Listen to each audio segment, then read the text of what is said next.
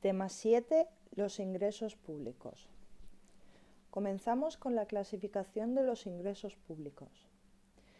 La clasificación tradicional entre ingresos ordinarios y extraordinarios es la que cuenta con mayor interés entre los hacendistas. Tenemos tres criterios. El primero es, si los ingresos los obtiene el sector público de la renta del sujeto, estamos ante un ingreso ordinario. Pero si el ingreso se obtiene del patrimonio del ciudadano, estamos ante uno extraordinario. El segundo criterio nos indica que si los ingresos se obtienen de un modo periódico, se consideran ordinarios. En cambio, si el sector público los percibe de un modo eventual o transitorio, se catalogan como extraordinarios. Un tercer criterio procede de uno de los principios fundamentales de la hacienda clásica.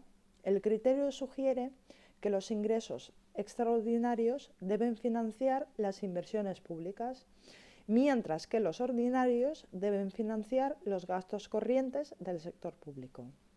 Dicho principio clásico fue abandonado hace años y, de hecho, ninguno de los tres criterios es totalmente convincente.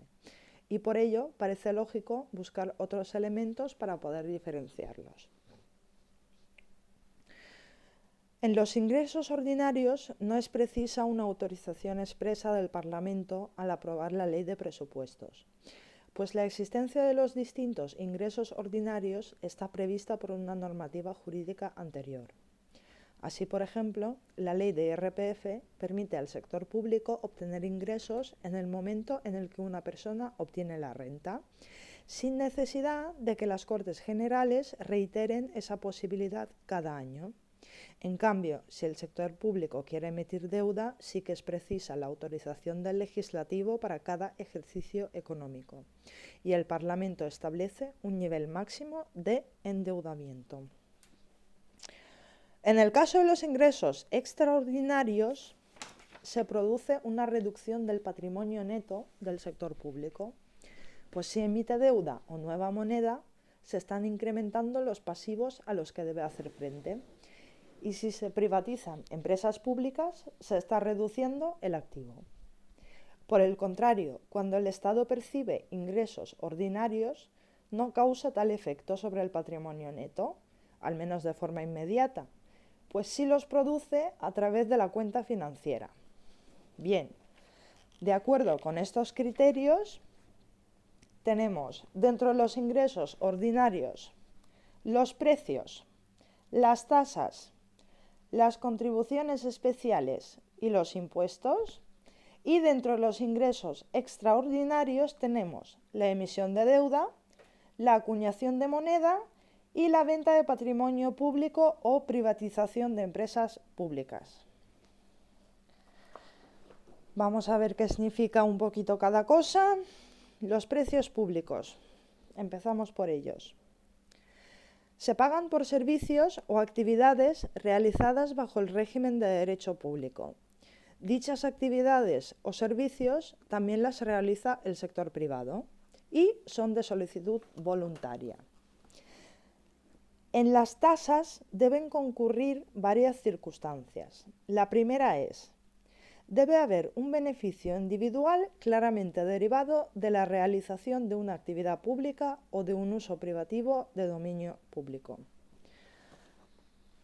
La segunda es que el servicio sea de recepción obligatoria, porque así lo establece una norma legal o reglamentaria, o porque sea esencial para la vida.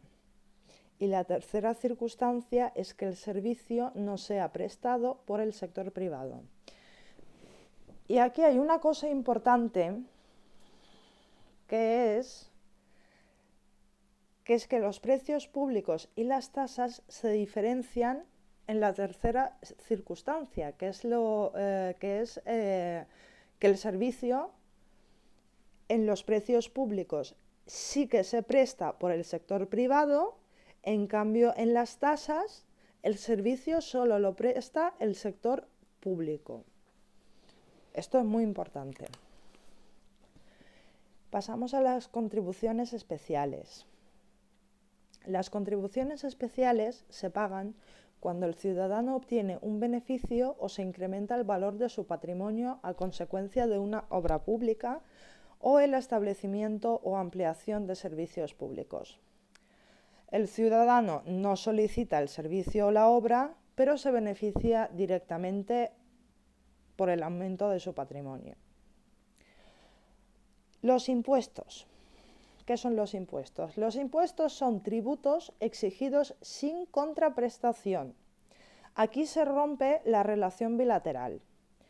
Cuando el ciudadano paga un impuesto, ello no le confiere el derecho a exigir algo concreto a cambio.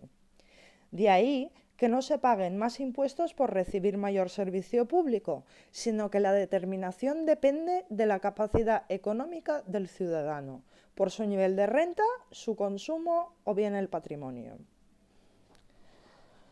Elementos básicos de un tributo. Son unos cuantos, vamos a ver uno por uno cuáles son y qué significan. Comenzamos por el hecho imponible. El hecho imponible es el presupuesto jurídico o económico que da lugar al nacimiento de la obligación de pagar un tributo.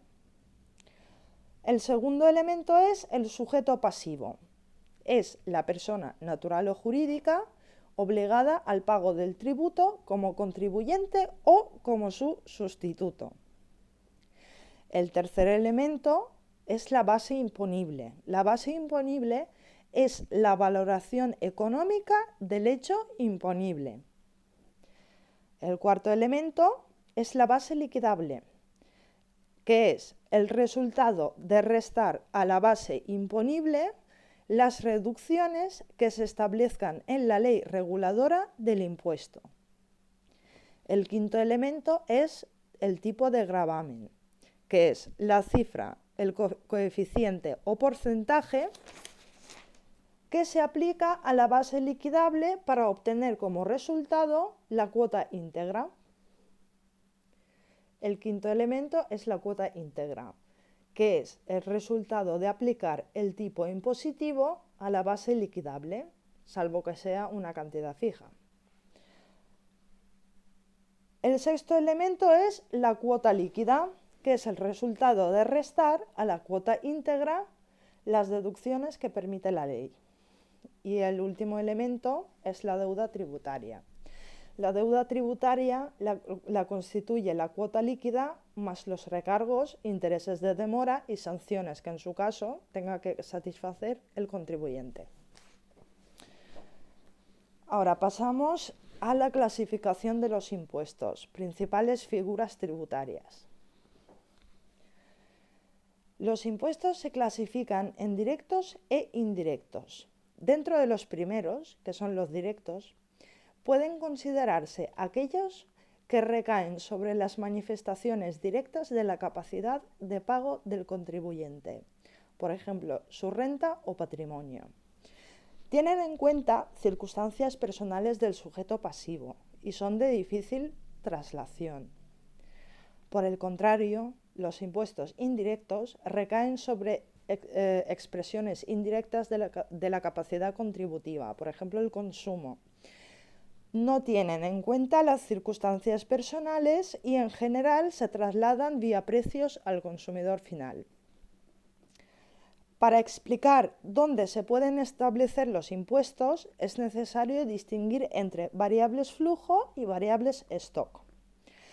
Las variables flujo se definen para un periodo de tiempo. Así, por ejemplo, la renta nacional o el consumo son variables que se refieren a un año normalmente. Y las variables stock se definen para un momento del tiempo. Así, la riqueza o el patrimonio de una persona se establece en una fecha concreta.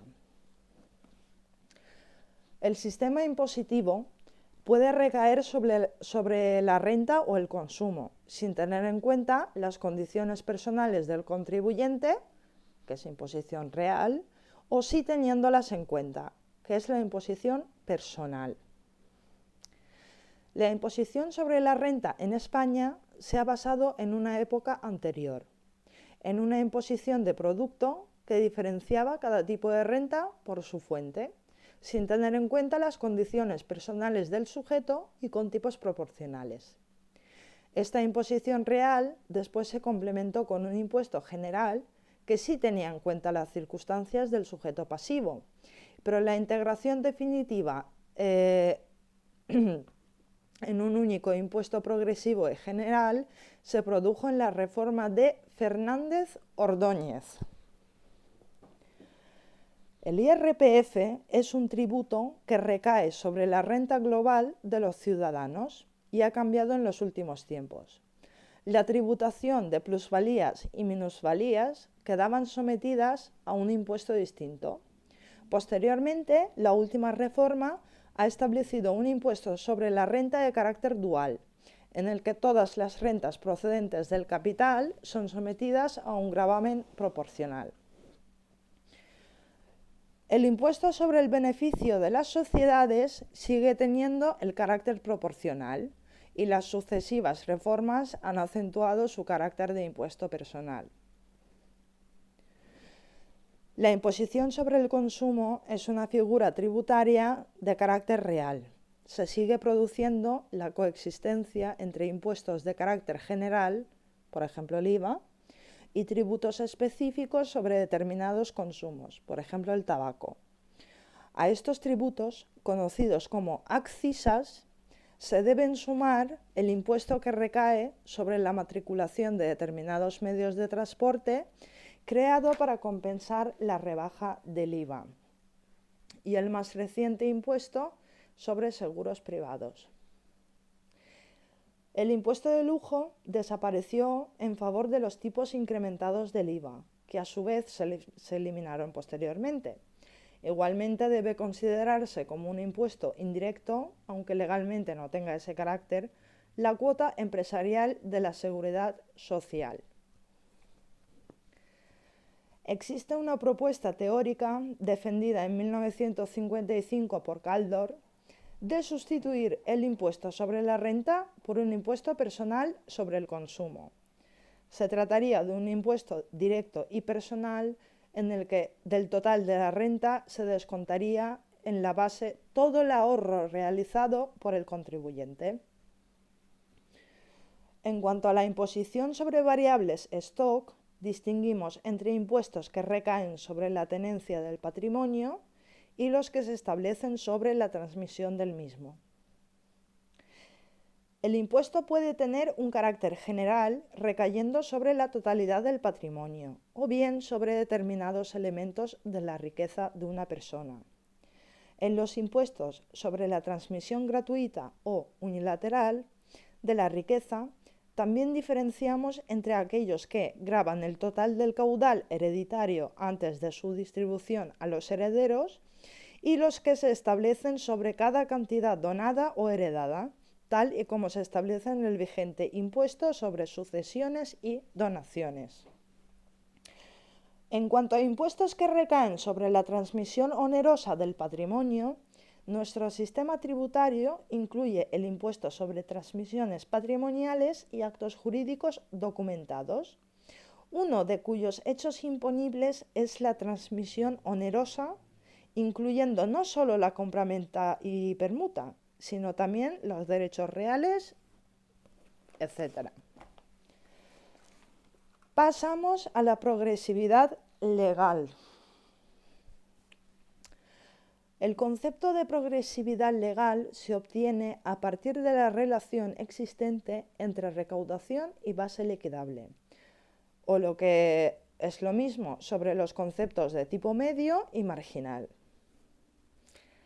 El impuesto es proporcional cuando el tipo medio de gravamen es igual que el tipo marginal. El impuesto es regresivo cuando el tipo medio es superior al marginal. Y el impuesto es progresivo cuando el tipo medio es menor al marginal. Si el impuesto no tiene un tipo impositivo, sino que la cuota es una cantidad fija, en este caso se denomina impuesto de cuota fija o de capitación. La progresividad legal puede adoptar tres formas distintas: por clases, por escalones y proporcional con mínimo exento. Vamos a ver un poquito qué significa cada cosa. La progresividad por clases son todas las bases imponibles, es cuando todas las bases imponibles se agrupan en clases, a cada una de las cuales corresponde un tipo impositivo que se aplica a la totalidad de la base. La progresividad por clases plantea un grave inconveniente técnico denominado error de salto, que se produce cuando un aumento en la base imponible genera un aumento aún mayor en la cuota. Después tenemos la progresividad por escalones. Cada base imponible se subdivide en escalones, a cada uno de los cuales corresponde un tipo impositivo diferente.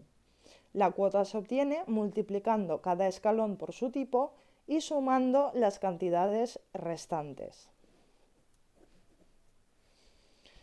Y por último tenemos el impuesto proporcional con mínimo exento. El tipo impositivo aquí es constante, pero hay una porción de la base imponible que está exenta de gravamen. Nos encontramos ante un impuesto progresivo por escalones con dos únicos escalones. El primero entre el 0 y el mínimo exento y el segundo a partir del mínimo. Por ejemplo, tenemos la base liquidable de 0 a 6.000 euros, se le aplica un tipo aplicable del 0%, y el segundo escalón sería de 6.001 euros y en adelante, que tendría un tipo aplicable del 20%.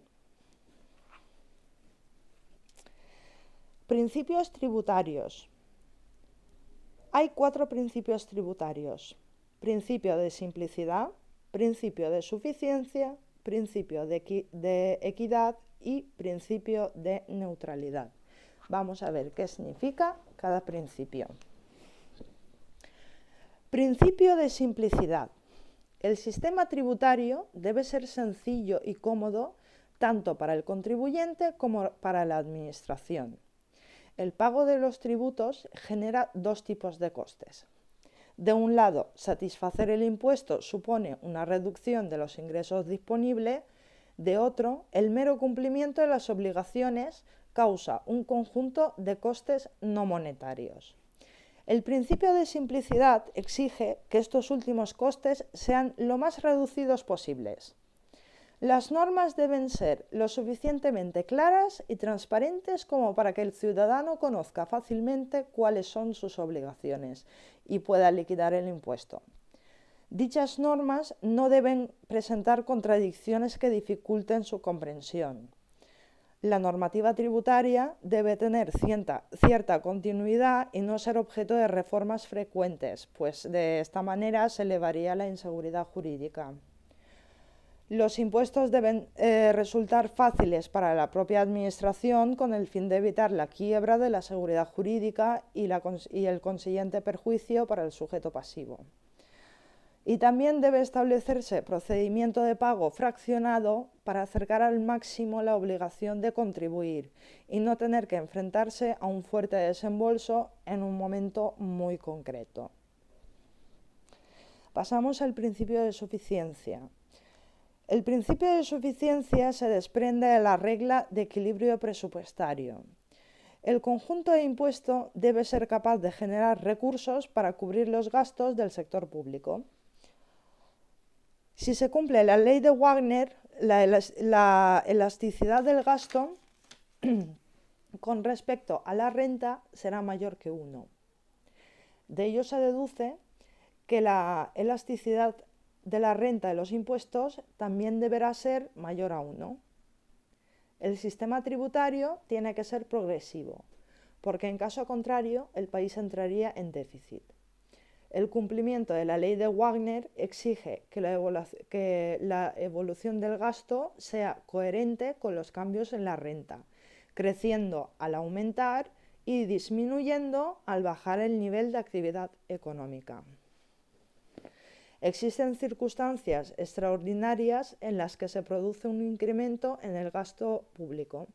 El sistema tributario debe tener suficiente flexibilidad para hacer frente, modificando algunos de los elementos básicos de la relación tributaria. Los tributos deben ser claramente percibidos por los ciudadanos, pues de lo contrario se produciría ilusión financiera y el sistema tributario sería incapaz de financiar el conjunto del gasto público. En tal sentido, son más defendibles los impuestos directos sobre el nivel de la renta que los indirectos sobre el consumo. Principio de equidad. El sistema tributario debe responder a las exigencias de la justicia. Este principio adquiere mayor importancia al ser el único que recibe una referencia directa en la Constitución. Se exige la generalidad en el pago de los impuestos. La Constitución señala que todos deben contribuir al sostenimiento del gasto público. El fraude fiscal es el más grave incumplimiento del principio de equidad. Igualdad de contribuyentes frente al sistema tributario. Debe entenderse en una doble perspectiva. De un lado, como equidad horizontal, tratando de idéntica manera a los que se encuentran en idéntica situación. De otro lado, tenemos la equidad vertical, que es dar un trato fiscal diverso a quienes no se hallen en las mismas circunstancias. El sistema tributario debe ser sensible a las diferencias en las situaciones personales, pues sólo así se cumple con la equidad horizontal y vertical. Ello nos lleva a preferir la imposición directa y a considerar más adecuado el tributo personal que real. Cuando la equidad es prioritaria en una sociedad, se intenta fundamentar un sistema tributario en la imposición personal sobre la renta. Proporcionalidad en el reparto de la carga tributaria, que es el sacrificio causado por el pago del impuesto, debe ser el mismo para todos. De un lado, podemos considerar el pago de los impuestos con independencia de las actividades realizadas por el sector público, y en tal caso la proporcionalidad se entiende que lo justo es que paguen más quienes tienen mayor capacidad económica. A esto se le llama criterio de capacidad de pago. Y se deduce, pues, que si la renta y el patrimonio personal son los mejores indicadores, entonces la imposición directa debe ser la base del sistema tributario. De otro lado, la proporcionalidad puede entenderse considerando simultáneamente los ingresos y gastos públicos. A esto se le llama criterio del beneficio. Consideramos que la proporcionalidad se consigue si contribuyen más al sostenimiento de los gastos quienes más se beneficien del Estado. Sin embargo, no siempre es posible determinar el beneficio que obtiene cada persona del sector público. Aplicar este criterio significa que el Estado renuncia a realizar una política redistributiva, lo que no es aceptable para todos los hacendistas. El empleo de este criterio avala el uso de impuesto progresivo o proporcional. Principio de neutralidad. El principio de neutralidad indica que los impuestos deben alterar lo menos posible las decisiones de los agentes económicos. La idea es que los individuos eligen de forma óptima.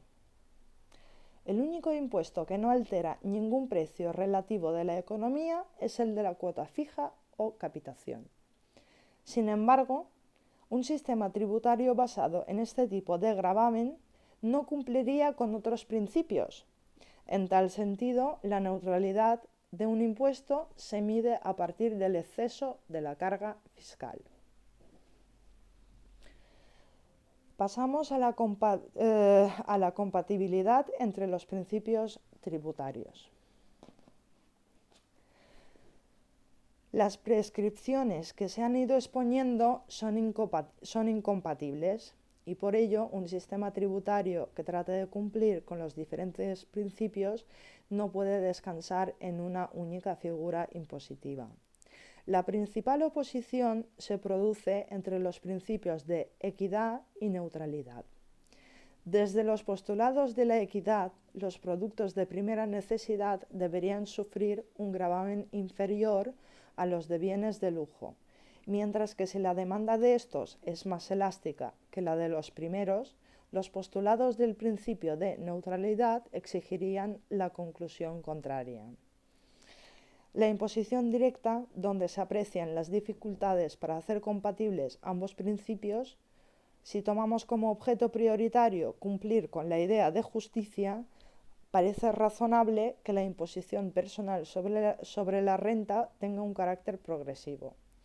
Sin embargo, el principio de neutralidad, aplicado al mercado de trabajo, llevaría a la conclusión contraria, porque el exceso de la carga fiscal es mayor al incrementarse el tipo impositivo, porque la oferta de trabajo es más elástica en los mayores perceptores de renta y porque el valor de los ingresos iniciales del trabajador influye directamente en el cálculo del exceso de la carga fiscal. Estas discrepancias se presentan no solo en el diseño teórico del sistema tributario óptimo, sino también en las reformas totales o parciales del cuadro impositivo del país.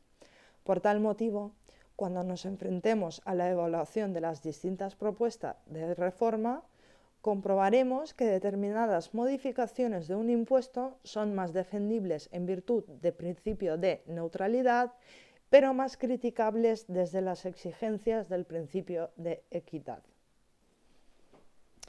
Bien, pasamos a la deuda pública, la carga de la deuda pública y su sostenibilidad. La deuda pública es el principal ingreso extraordinario del que dispone el Estado y plantea dos grandes cuestiones, que es sobre quién recae la deuda y la cuestión de sostenibilidad. Podemos distinguir cuatro teorías. La primera, los clásicos consideraban a la deuda pública de un modo negativo. Un gobierno que emite deuda está trasladando a las generaciones futuras la carga del gasto realizado en la actualidad. La deuda pública es análoga a las deudas privadas y debe utilizarse cuando se cubran las inversiones lo suficientemente rentables como para que no suponga una carga en el futuro, o cuando el gasto financiado por la emisión de la deuda sea disfrutado por las generaciones futuras. La segunda teoría nos dice, la segunda teoría es de los keynesianos. Los keynesianos no se oponen al déficit público como un instrumento de política fiscal y para abordar el problema de la carga de la deuda recurren a un planteamiento defendido por el mercantilismo. No existe equivalencia alguna entre la deuda pública y la deuda privada. Cuando el sector público emite deuda en el interior del país, tenemos la deuda con nosotros mismos. El único efecto de la emisión de la deuda es que absorbe parte del ahorro de los ciudadanos, pero no reduce el nivel del consumo del país. Tampoco es negativa esta absorción del ahorro porque en momentos de recesión económica el ahorro excesivo puede conducir a un desempleo aún mayor. De producirse algún tipo de carga por la emisión de deuda, esta recae sobre la generación presente que hará un mayor esfuerzo de ahorro para adquirir los títulos de la deuda. En caso de una deuda exterior, la generación presente no sufre carga alguna, pues permite el uso de recursos ajenos, sin renunciar a los propios o afectar a la economía nacional. La tercera teoría, que es la de Buchanan en 1958. Suscita numerosas dudas sobre los planteamientos de Keynes. La cuestión clave es que por carga de la deuda se entiende el sacrificio realizado por la generación presente o la futura. No puede afirmarse que quienes adquieren los títulos de la deuda sufran sacrificio alguno. Si no hubieran comprado la deuda emitida, habrían destinado su ahorro a la adquisición de otros activos financieros.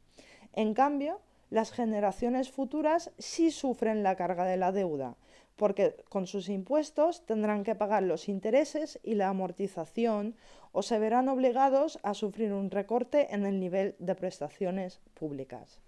Ese aumento de los impuestos no se habría producido si la generación actual hubiera pagado todos los gastos públicos con sus propios tributos.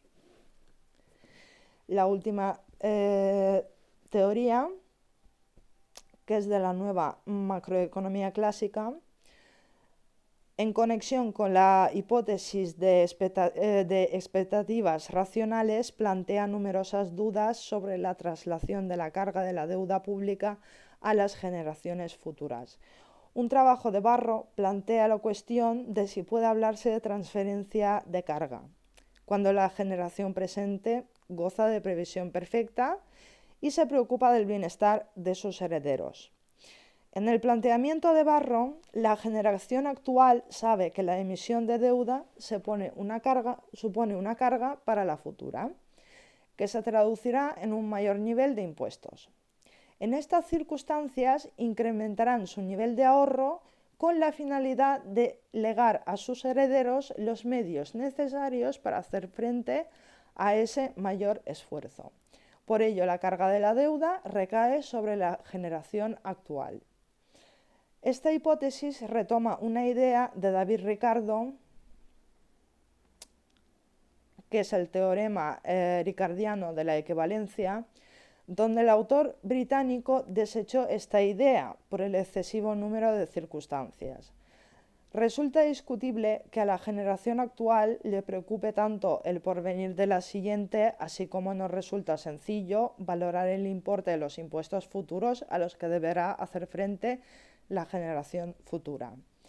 La evolución de la ratio deuda-renta depende de la tasa de crecimiento de la economía y del tipo de interés del mercado, de tal modo que puede ocurrir que, aun teniendo el sector público el déficit primario, el endeudamiento se vaya eliminando paulativamente, sin necesidad de elevar los impuestos. En dichas circunstancias, ni la generación actual sufre la carga de la deuda, ni tampoco la futura se enfrenta a impuestos mayores. La ratio entre deuda y renta nacional puede disminuir o aumentar a lo largo del tiempo, dependiendo de la tasa de crecimiento de la economía y del tipo de interés al que se emitan los títulos. Si la ratio crece, se dice que la deuda sigue una senda explosiva. Si la ratio disminuye, la deuda es sostenible. Pasamos a la venta de patrimonio público. En las modernas economías del mercado se puede observar la tendencia del sector público a vender su participación en empresas rentables. Tal fenómeno se ha intentado relacionar con la búsqueda de nuevas formas de financiación extraordinaria para el sector público, y se ha defendido la superioridad de este procedimiento sobre la emisión de la deuda pública. Privatizar empresas públicas es equivalente a emitir nueva deuda, porque si el sector público emite deuda, está incrementando sus pasivos financieros, mientras que si privatiza empresas, está enajenando activo y el resultado final es el mismo. Además, en el caso de que el sector público emita deuda, se verá obligado a realizar el pago de intereses futuros con los impuestos que recaude, mientras que si privatiza las empresas públicas rentables, las únicas que pueden venderse, dejará de percibir una serie de ingresos patrimoniales que deben ser compensados con una imposición mayor. Existen razones por las que puede ser preferible la privatización de empresas públicas rentables a la emisión de deuda pública. Por ejemplo, si el Estado tiene una calificación muy baja en cuanto a su solvencia internacional, puede serle imposible emitir deuda, salvo que lo haga con un tipo de interés excesivamente elevado, con lo que la privatización puede ser su única alternativa de financiación extraordinaria. La privatización puede venir condicionada por objetivos distintos a la financiación, y estas finalidades son las que explican la extensión del fenómeno en las economías del mercado contemporáneas. Tiene sentido que el Estado vaya abandonando la gestión empresarial ahí donde es posible que el mercado sea eficiente. Igualmente, los procesos de privatización han sido considerados como un medio de crear una clase de propietarios a los que se puede tener mejor acceso como hipotéticos votantes. Puede ocurrir que la privatización de empresas públicas rentables permita al sector público obtener ingresos superiores a los de la emisión de la deuda pública.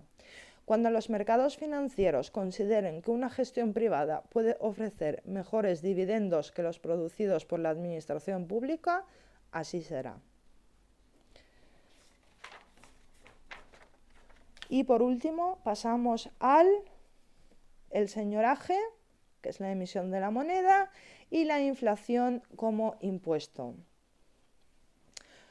Un tercer ingreso extraordinario del sector público es la emisión de señoreaje. Tiene la ventaja de que el Estado se ahorra los costes financieros asociados a la emisión de la deuda pública o evita la pérdida de ingresos patrimoniales por la privatización.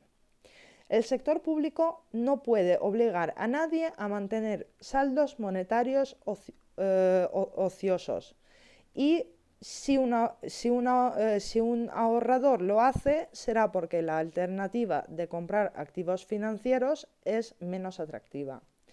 Ello obliga a diferenciar dos casos distintos.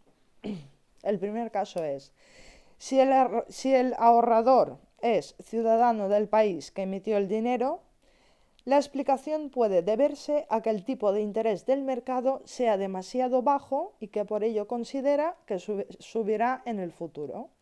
En este caso, si compra activos antes de la elevación de los tipos de interés, puede enfrentarse a una pérdida o minusvalía en el futuro, y de ahí que opte por mantener su ahorro en forma de dinero hasta que se produzca la subida del tipo de interés.